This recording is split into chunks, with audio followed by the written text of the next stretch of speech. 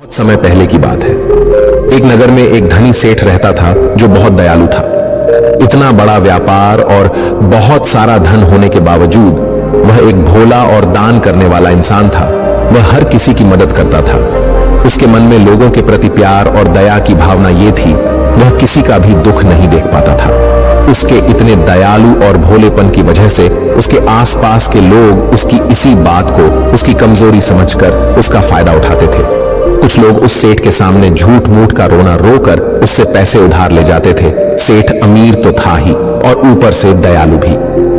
जब वह सेठ उन लोगों की दुखी हालत देखता और उनकी परेशानियां सुनता तो उसका मन भर आता, और जब वह लोग उससे कहते हैं कि मुझे थोड़ा धन उधार चाहिए या तुम मेरी मदद करोगे, मैं तुम्हारा यह एहसान कभी नहीं भूलूंगा, तो वह मना नहीं कर पाता। वह सोचकर धन दे देता कि अभी इसका बुरा वक्त चल रहा है, इसको मेरी मदद की जरूरत है, बाद में यह पैसे लौटा देगा।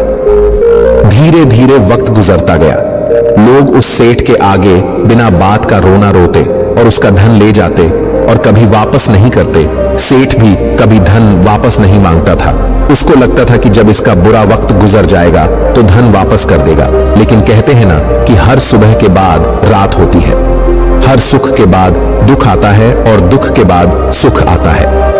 ठीक उसी तरह उस सेठ के साथ भी हुआ। कुछ सालों बाद उसे पास धन कम होने की वजह से उसके व्यापार में माल भरने के पैसे कम होने लगे, और इसके वजह से उसके दुकान पर अब ग्राहक भी कम होने लगे, क्योंकि जो सामान उन ग्राहकों को चाहिए था वह सामान उस व्यापारी के पास खत्म होने लगा था, और उस सामान को लाने के लिए अब उसके पास इतना धन भी नहीं था। धीरे धीरे सेठ का धन समाप्त हो गया। एक समय था जब वह सेठ अपने नगर के अमीर लोगों में आता था, पर आज उसके पास पैसे नहीं थे। ऊपर से ढेर सारा कर्ज उसे बाजार से लेना पड़ा। उसे समझ नहीं आ रहा था कि वह क्या करे। उसने महात्मा बुद्ध के बड़े चर्चे सुन रखे थे। उसे ये पता था कि उसके बहुत मित्रों ने उनके पास जाकर अपने जीवन के लिए सही मार्गदर्शन लिए है, और वह जो ज्ञान देते हैं वह काफी जिंदगियां सुधार चुका है। उसने निश्चय किया कि अब तथागत गौतम बुद्ध ही उनकी समस्या का हल बताएंगे। यही सोचकर वह अगले दिन गौतम बुद्ध से मिलने निकल पड़ता है। वहां जाकर बुद्ध को प्रणाम करते हैं। फिर सेठ गौतम बुद्ध से कहता है, मुझे मेरी समस्या का निवारण चाहिए। बुद्ध कहते हैं, पूछो, क्या पूछना है। फिर वह उन्हें सारी बातें बताता है कि कैसे वह लोगों की मदद करके अमीर से गरीब हो गया, कैसे उसने बस लोगों की बुरी हालत देखकर अपने व्यापार के पैसे उन्हें मदद करने के लिए दे दिए, और आज वह खुद जरूरतमंद हो गया है। गौतम बुद्ध उसकी सारी बातें ध्यान से सुनते हैं और कहते हैं कि तुम बहुत ही ज्यादा सीधे और दयालु हो। जरूरत से ज्यादा सीधा होना भी हमारे लिए मुसीबत पैदा कर सकता है। आगे बुद्ध कहते हैं, तुम लोगों की मदद इसलिए करते थे ताकि वो मुसीबत से बाहर निकल सके, लेकिन लोगों ने इसका फायदा उठाया और तुम्हें ठगने का काम करते रह गए। उस सेठ ने कहा, आप बिल्कुल सही कह रहे हैं बुद्ध। मेरे दुखों का कारण मेरा ज्यादा सीधा होना, सरल होना और दयावान होना ही लग रहा है, लेकिन मैं अब क्या करूं? मुझे रास्ता बताइए। क्या मैं बुरा बन जाऊं, दया निकालकर फेंक दूं, निर्दयी हो जाऊं? क्या अच्छाई करने की कोई कीमत नहीं? इस दुनिया में क्या मदद करने से या किसी का भला करने से बस यही परिणाम मिलता है? बुद्ध कहते हैं, नहीं, तुम्हें यह सब नहीं करना है। कई बार तुमने देखा होगा कि जो व्यक्ति ज्यादा अच्छा होता है उसे उतना ही ज्यादा दुख मिलता है। इसका सीधा कारण है कि वह अपने अधिकारों को सामने वाले की इच्छाओं से कम दर्जा देता है, और फिर उसे जब भी आपसी अनबन होती है तो उसे अधिक तकलीफ होती है। लेकिन उसी के विपरीत हमें हमेशा यह भी नहीं सोचना चाहिए कि हमारा अच्छा ई और भला करना बेकार है या यह बस हमारी कमजोरी है। हमें अच्छा इसे हाथ कभी नहीं छोड़ना चाहिए। हमें बस यह सीखना है कि कभी कभी हमें भी अपनी बात रखने का अधिकार है और हमें अपने अधिकारों की रक्षा करनी चाहिए। इसलिए हमें अच्छे इंसान बने रहने के साथ साथ अपने अधिकारों की रक्षा करना भी सीखना होगा। अगर हमें गलत तरीके से नुकसान हो रहा है, कोई हमारा गलत फायदा उठा रहा है, तो हमें उसका सामना करने के लिए सही तरीके से खड़े होना जरूरी है। यही एक सच्चे और अच्छे इंसान की पहचान और शख्सियत होती है। वह आदमी कहता है, बुद्ध मुझे थोड़ा थोड़ा समझ आ रहा है, लेकिन अभी भी मैं पूरी तरह नहीं समझा। इस पर बुद्ध कहते हैं, चलो मैं तुम्हें एक कहानी सुनाता हूं। उसके बाद तुम्हें समझ आ जाएगा कि तुम्हें क्या करना है और क्या नहीं करना है। बहुत समय पहले की बात है। एक जंगल में एक भेड़ रहती थी। उस भेड़ ने एक को जन्म दिया। वह मेमना बहुत ही सुंदर था। उसके शरीर पर बहुत ही चमकदार घने बाल थे। वह बहुत ही सुंदर लगता था। भेड़ भी अपने से बहुत प्रेम करती थी और उसका बहुत अच्छे से देखभाल भी करती थी। भेड़ अपने बेटे को अच्छी अच्छी बातें सिखाती, उसे अच्छे संस्कार देती। उस भेड़ की इच्छा थी कि उसका बेटा बड़ा होकर खूब नाम रोशन करे। लेकिन भेड़ के ज्यादा लाड़ प्यार के कारण मेमना बिगड़ता जा रहा था। उसकी मां उसे अच्छी शिक्षा देती थी, उसे अच्छे से रखती थी, दिन रात उसका पूरा ख्याल रखती थी। लेकिन मेमना दिन प्रतिदिन शैतान और जिद्दी होता चला गया। वह अपनी मां की किसी भी बात को ध्यान से नहीं सुनता और ना ही किसी बात पर ध्यान देता। उसे हर पल ऐसा ही लगता कि मेरी मां मेरा इतना ख्याल रखती है और इसी कारण वह खुद की जिम्मेदारी नहीं लेता था, ये सोचकर कि उसकी मां उसे किसी भी संकट से निकाल लेगी। वह धीरे धीरे गैर जिम्मेदार होता जा रहा था और अब उस भेड़ का लाड़ और प्यार उसी के मेमने के अच्छे और जिम्मेदार बनने में रुकावट बन गई थी। फिर एक दिन वह मेमना घूमता घूमता पास के जंगल में जा पहुंचा। वह मेमना पहली बार जंगल में गया था। उससे पहले बार जंगल में जाने का मौका मिला था। वह जंगल की सुंदरता को देखकर चकित रह गया। उसने कभी इतनी सुंदर चीज नहीं देखी थी। इतनी सुंदर पौधे, रंग बिरंगे फूलों को देखकर बहुत ही प्रशंसा हुई।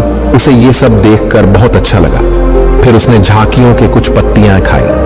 जैसे ही उसने पेट भरने के लिए पेड़ों की पत्तियां खाई, उसको वह पत्तियां बहुत ही स्वादिष्ट लगी। अब तो वह मेमना रोज जंगल में जाने लगा और वहां जाकर पेड़ पौधों को नुकसान पहुंचा रहा था। उसने उनकी पत्तियां तोड़ी, उनके फूलों को नोचा, फूलों को खाया और कुछ को तोड़कर जमीन पर डाल दिया। उसमें मेमने को इस बात की बिल्कुल भी परवाह नहीं थी कि वह क्या कर रहा है। उसको इस बात का पता ही नहीं था कि जंगल में कोई खतरा भी है। वो तो मस्त मौला होकर जंगल में उछल कूद कर रहा था और पौधों को खूब से नुकसान पहुंचा रहा था। लेकिन जब उस मेमने की मां को यानी उस भेड़ को इस बारे में पता चला कि मेमना हर रोज जंगल जाता है, तो वह घबरा गई और मेमने को अपने पास बुलाकर समझाने लगी कि तुम जंगल में मत जाओ, वहां पर बहुत सारे को जानवर है, तुम्हारे ऊपर हमला कर देंगे, तुम्हें खा जाएंगे। लेकिन मां की बात का उस पर कोई असर नहीं हुआ, बल्कि वह मेमना अपने माता से कहने लगा कि मां, जो भी मेरे सामने आएगा वह मुझसे जमकर मार खाएगा, फिर वह बहुत पछताएगा। इसके बाद मेमना फिर से जंगल की तरफ भाग गया। उसे अपनी माता की कही बातें झूठी लगने लगी। हर रोज की तरह उस दिन भी वह उछल कूद करने लगा और पेड़ पौधों की पत्तियां तोड़ने लगा। कभी फूलों को तोड़ता, कभी पेड़ों को खूब नुकसान पहुंचाता। लेकिन उस दिन उस जंगल में एक शेर पहुंचा। वह शेर बहुत ही ताकतवर था, लेकिन ताकतवर होने के साथ वह दयालु भी था। उस शेर का मानना था कि कमजोर प्राणियों को नुकसान पहुंचाना ठीक नहीं है। शक्तिशाली होने का मतलब यह नहीं है कि मैं किसी कमजोर प्राणी पर शक्ति का प्रयोग करूं। वह शेर उस जंगल में घूमने लगा। घूमते घूमते है वहां पर पहुंचा जहां पर वह नासमझ मेमना शैतानी कर रहा था। शेर ने उस मेमने को देखकर आश्चर्य में पड़ गया। शेर ने सोचा कि इस मेमने को किसी खूंखार जानवर का डर क्यों नहीं है। ये कैसे पेड़ पौधों की पत्तियां बिना काम के ही नोच रहा है। ये इनको खत्म कर रहा है और उन पत्तियों को खा कम बल्कि बिगाड़ ज्यादा रहा है। उसके बाद वह शेर कुछ देर तक चुपचाप खड़ा होकर उसको देखा रहा और शेर सोचता है कि मेमना कुछ ही देर में मुझे देखकर यहां से भाग जाएगा और उसके डर के भाग जाने से मुझे बल का प्रयोग नहीं करना पड़ेगा। लेकिन ऐसा नहीं हुआ। शेर बहुत देर तक खड़ा रहा और वहीं इंतजार करने लगा कि मेमना यहां से कब जाएगा। लेकिन मेमना तो भोजन करने में व्यस्त था। उसे शेर का कोई ख्याल नहीं था। मजे से पेड़ पौधे की पत्तियां नोच रहा था, उन्हें खा रहा था, सब कुछ बेकार कर रहा था। जब शेर ने देखा कि मेमना उसे देखने के बाद भी वहां से नहीं जा रहा, तो खुद वह मेमने के पास जाता है और वहां जाकर बोला, सुनो बच्चे, इस जंगल में फूल पत्तियों को नुकसान पहुंचा रहे हूं। उन्हें जितना जरूरी है तुम्हारे भोजन के लिए बस उतने ही तोड़ो। तुम बहुत फूल पत्तियां यूं ही नष्ट कर रहे हो। अगर तुम इन पेड़ पौधों को, इन फूल पत्तियां को नुकसान पहुंचाओगे तो तुम अच्छे बच्चे कैसे बनोगे। अच्छे बच्चे कभी भी इस तरह जंगल में आकर पेड़ पौधों को नुकसान नहीं पहुंचाने लगते हैं। तुम्हारी मां ने तुम्हें अच्छा बच्चा नहीं बनाया। शेर की बातें सुनकर वो घमंड से बोलता है, तुम्हें अच्छे बच्चे बने रहना है, तुम बने रहो, मैं तो जैसा हूं वैसा ही ठीक हूं, मैं वैसे ही रहूंगा जैसे मुझे रहना है। शेर हैरान हो जाता है, लेकिन फिर शेर उसे मेमने को बच्चा समझकर माफ कर देता है, क्योंकि शेर नहीं चाहता था उसे बच्चे पर हमला करना पड़े। तुम खतरनाक तो कहीं से नजर नहीं आते, चले जाओ यहां से, बड़े आए खतरनाक, तुम मेरा दिमाग ज्यादा खराब मत करो, चले जाओ यहां से, अपना रास्ता नाप लो और मुझे इन फूल पत्तियों को खाने दो। ये कहकर वह घमंडी मेमना पत्तियां खाता हुआ आगे चला गया और शेर उसे बस हैरानी से देखता रह गया। तभी वहां पास में ही झांकियों के पीछे एक लोमड़ी छुपी हुई थी। वह लोमड़ी शेर और मेमने की सारी बातें सुन रही थी। उस लोमड़ी को शेर राजा की इस तरह बेइज्जती बर्दाश्त नहीं हुई, तो वहां से झाड़ियों से निकलकर शेर के पास आ पहुंची और शेर के पास आकर बोली, क्षमा कीजिएगा महाराज, आप तो इस जंगल के महाराज हैं, इतने बलशाली हैं, आप चाहें तो इसमें को 2 मिनट में मजा चखा सकते हैं और उसे आपका अपमान करने से रोक सकते थे, फिर आपने कुछ भी क्यों नहीं किया?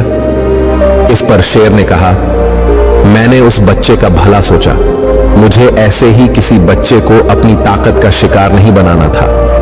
ये सब सुनकर लोमड़ी बोली, महाराज, लेकिन आपके इतने सीधेपन और दयावान होने के कारण ही उस मेमने की हिम्मत बढ़ ही गई है।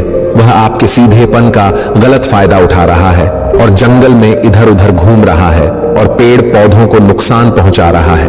मुझे पता है कि कमजोर प्राणी पर हमला नहीं करना चाहिए, यह बहुत बुरी बात है, और यह भी दया करना एक अच्छा गुण है, लेकिन शासन में कभी कभी भय दिखाना भी जरूरी है।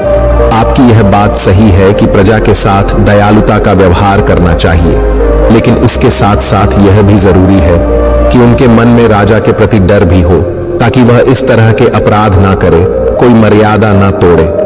लोमड़ी की बात सुनकर जंगल का राजा शेर लोमड़ी से कहता है, क्या ऐसा हो सकता है कि मेमने को भय दिखाकर हम उसे काबू में कर सके, जिससे कि उसमें सुधार आए और उस मेमने को किसी तरह का नुकसान भी न पहुंचे, जिससे कि वह जंगल के पेड़ पौधों को कोई नुकसान न पहुंचाए? फिर शेर कहता है, लोमड़ी, क्या तुम ऐसा कर सकती हो? शेर के बात सुनकर लोमड़ी कहती है, जी हां महाराज, बिल्कुल मैं ऐसा कर सकती हूं कि वह डर भी जाए, सुधर भी जाए और उसे कोई नुकसान भी ना हो। उसे इतना डरा दूंगी कि वह जंगल में कभी दोबारा घुसने की हिम्मत नहीं करेगा। मैं उसे इस तरह डराऊंगी कि उसके मन में भय बैठ जाएगा, फिर वह जंगल के पेड़ पौधों को भी नुकसान नहीं पहुंचाएगा और साथ ही साथ मैं उसको कोई भी नुकसान नहीं पहुंचने दूंगी। फिर लोमड़ी कहती है कि उसकी मां तो उसे कभी सुधार नहीं पाई, लेकिन मैं उसे जरूर सुधार दूंगी। लोमड़ी की बातें सुनकर शेर ने बोला, अच्छा ठीक है, तुम कोशिश करके देखो, अगर तुम्हें इसमें सफलता मिल जाती है तो मैं तुम्हें जंगल के सभी जानवरों के सामने इनाम दूंगा। शेर की बातें सुनकर लोमड़ी बहुत खुश हुई। वह तुरंत मेमने के पास गई और उस पर गरज पड़ी। इससे पहले कि वह मेमना वहां से भाग पाता, उससे पहले ही लोमड़ी ने मेमने को जमीन पर पटक दिया और उसे अपने मजबूत पंजों से दबोच लिया। मेमने को दबोचने के बाद लोमड़ी मेमने से बोली कि बोल, तुझे मार दिया जाए या छोड़ दिया जाए? तुमने इस जंगल के पेड़ पौधे, यहाँ के फूल और कमजोर प्राणियों के साथ भी तो यही किया है। मेरे ख्याल में मार ही देना चाहिए। लोमड़ी की बातें सुनकर मेमना डर के मारे थर थर कांपने लगा। फिर वह लोमड़ी से बोलने लगा, मुझे माफ कर दो, मुझे छोड़ दो, मुझे यहां से जाने दो। मैं कभी भी जंगल की तरफ नहीं आऊंगा, ना ही कभी पेड़ पौधों को कोई नुकसान पहुंचा दूंगा, और अब मैं कभी कोई गलती नहीं करूंगा। तब लोमड़ी ने मेमने की पकड़ ढीली की। जैसे ही मेमने की पकड़ ढीली हुई, वह जोर जोर से भागने लगा। वह गिरता उठाता भागता हुआ अपनी मां के पास जा पहुंचा। उधर लोमड़ी शेर के पास गई और सर झुकाकर बोली, देखा महाराज, ताकत के साथ दिमाग का प्रयोग करना भी बहुत जरूरी होता है, तभी लोग हमारा सम्मान करते हैं, तभी हमारी अच्छाई का गलत फायदा नहीं उठाया जाएगा। लोमड़ी की बात सुनकर शेर लोमड़ी की योग्यता से प्रभावित हुआ। उसने लोमड़ी को सारे जानवरों के सामने इनाम दिया। उधर वह मेमना घबराए हुए अपनी मां के पास पहुंचा और अपनी मां से आकर लिपट गया और मां से क्षमा मांगने लगा। मां, मुझे क्षमा कर दो, मैंने आपकी बात कभी नहीं मानी। आप मुझे हमेशा सही कहती थी कि जंगल में बहुत खतरनाक जानवर रहते हैं। आज के बाद मैं कभी भी उसे जंगल में नहीं जाऊंगा। फिर बुद्ध उस व्यापारी को कहते हैं, देखा बेटा, इतने अच्छे मत बनो कि लोग तुम्हें खा जाएं, और ना ही इतने कड़वे बनो कि लोग तुम्हें खाए ही नहीं। जरूरत से ज्यादा अच्छा बनना इंसान को दुहक देगा। लोग उसका सम्मान नहीं करेंगे बल्कि उसे पागल समझेंगे। गौतम बुद्ध सेठ से कहते हैं, अगर शेर भी अच्छा बनने का दिखावा करेगा या फिर अच्छा बनकर रहेगा तो लोग उससे डरने की बजाय उसे पागल समझेंगे। सेठ को समझते हुए बुद्ध बोले, अगर हम ज्यादा अच्छे बनकर पेश आते हैं तो लोग हमारी अच्छाई का फायदा उठाने लगता है। तुम लोगों के लिए भले उनकी मदद करते हो, वही लोग भोले बनकर तुम्हें ठगने की कोशिश करेंगे। तुम्हें लोगों की मदद करना छोड़ना नहीं, बल्कि समस्या सुनकर उसे धन देने की बजाय उन्हें समाधान देने की कोशिश करो। अगर धन की आवश्यकता पड़े तो थोड़ा बहुत धन दे सकते हो, लेकिन हर समस्या का समाधान धन से करने की वजह निवारण से करो। इससे वही लोग तुम्हारे पास समस्या लेकर आएंगे जिनको हकीकत में दिक्कत है। पैसे ठगने वालों से तुम्हें मुक्ति मिल जाएगी। सेठ बुद्ध को प्रणाम करता है और धन्यवाद कहकर वहां से चला जाता है। फिर वह वैसा ही करता है जैसा बुद्ध बताते हैं और कुछ ही सालों में वह पहले जैसा धनवान बन जाता है। तो दोस्तों, आपने आज के इस वीडियो से क्या सीखा वह मुझे आप कमेंट में बता सकते हैं।